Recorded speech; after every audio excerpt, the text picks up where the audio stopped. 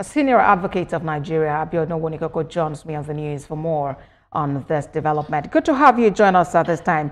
The NBA is against this declaration, and actually it says the emergency declaration does not automatically dissolve or suspend elected state government. It's asking the National Assembly to reject any unconstitutional attempt to ratify the suspension of the governor and his deputy. Do you support the position of the NBA? Well, I don't think this is a matter for votes. The president has invoked the power conferred on him under Section 305 of the Constitution to declare state of emergency. We have to appreciate that that is a call that the Constitution has specifically invested in the president and the president alone. And it is rather tendentious for us to second guess or try to validate the basis for that decision without having the necessary information at the disposal of the president. This is an extraordinary power intended to be exercised in a situation of emergency. An emergency situation suggests an unforeseen, serious development that requires a drastic action other than the normal course of events. So I believe that the Constitution was clearly anticipatory of the exercise of this power and also created inbuilt checks, which is that the decision to impose emergency, declare emergency, is actually an interim power of the president, subject to a condition subsequent.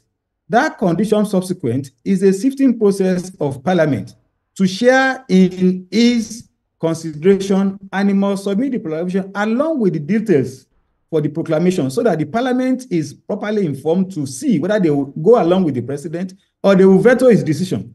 Now, the Constitution has provided a high threshold for parliament to uphold a declaration of state of emergency. And that threshold is that the two arms of the national parliament, all of them sitting separately, must have 2/3 of support for that proclamation before it can remain in force after it has been submitted to parliament. I think this check has not yet been tested, and it is a bit premature for us until we see what the attitude of the National Assembly will be, case in which the power has been rightly invoked by the president. If parliament considers it appropriate to validate the president's decision, then we have to trust in the system and also trust in the fact that the president has sufficient information that are going to be essentially confidential material of national security that informed his decision. Until we have a window into all of that, it may be premature and rather a bit tendentious to just condemn the declaration. On the issue of whether there is a removal or not, I listened to the president. There has been no removal of a governor. There has been no removal of the parliament. What the president has done is to freeze the powers of the governor and the parliament, which before now, in any event, were unable to perform their functions, and therefore overreach the authority of the state executive. If you look at Section 5(3), which people have not looked at, of the Constitution, Section 5, subsection 3, the executive power of the state is only exercisable to the extent that it does not impede or prejudice the exercise of the executive power of the federation, where the president considers that a government in a state combining the executive and the legislature are unable, and by their inability have put the state in peril, and also where the asset of the federation in that state is in danger because of their inaction or their action, the president is generally entitled to extend his executive power to the state level. And then that is what we have here. The governor has not been removed, he's only been suspended. And the parliament of the state is also suspended, pending when National Assembly would determine whether the president has acted constitutionally or ultra vires. Now, is there a time frame? All right, Mr. Wonikoko, is there a time frame for the National Assembly to sit and decide on this matter? And based on precedents, is either of the legislative arms likely to actually contradict the provisions of the proclamation? Thank you very much. If the parliament is in session now, they have from the day the president transmits that proclamation to them, they have 2 days to ratify or approve it. If they don't approve it, it's by operation of law, vapors out. It vaporizes, it's no longer effective. So a president, you should expect, will not take this decision without having consulted and checked his numbers of the kind of support base he will get in parliament before he takes this kind of serious decision. Because if the decision is not carried by parliament, it reflects badly on the president's judgment. I want to believe that the president has done his consultation and the parliament has probably given signal to him that they appreciate that the enormity of the situation warrants his proclamation and that when he gets to them, it's likely to meet with their approval. If they are not in session now, within 10 days, that has to happen. After 10 days, the entire proclamation will vaporize if there's no approval. But mark you, whereas there's a high threshold to approve, the parliament at any time within that 6 months can convene and by simple majority can still terminate it.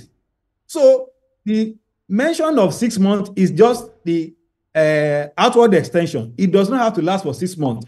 If reason prevails in the state, Constitution shows that peace can be restored.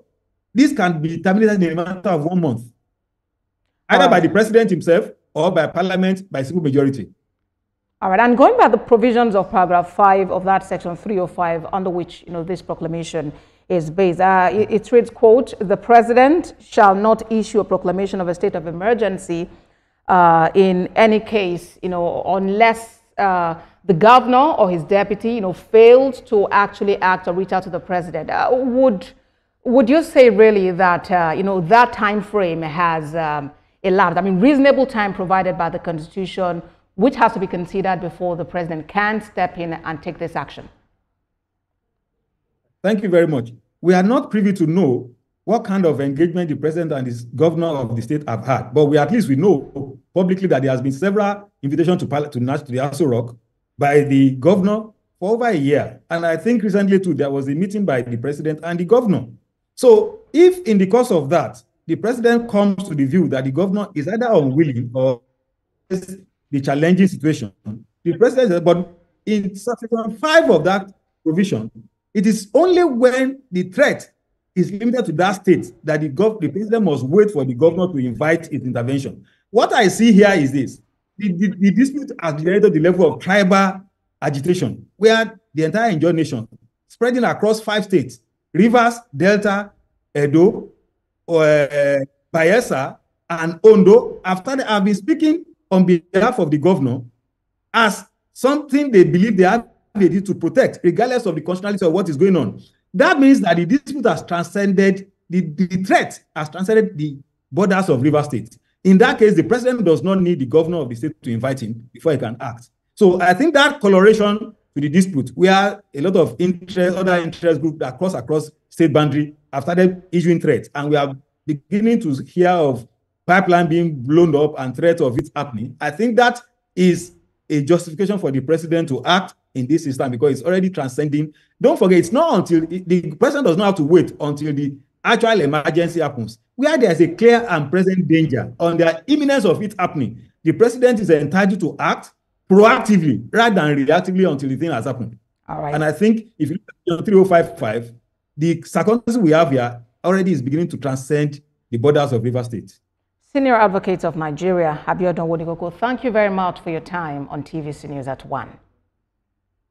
My pleasure. Have a good afternoon. You too. Still ahead on the news at 1. World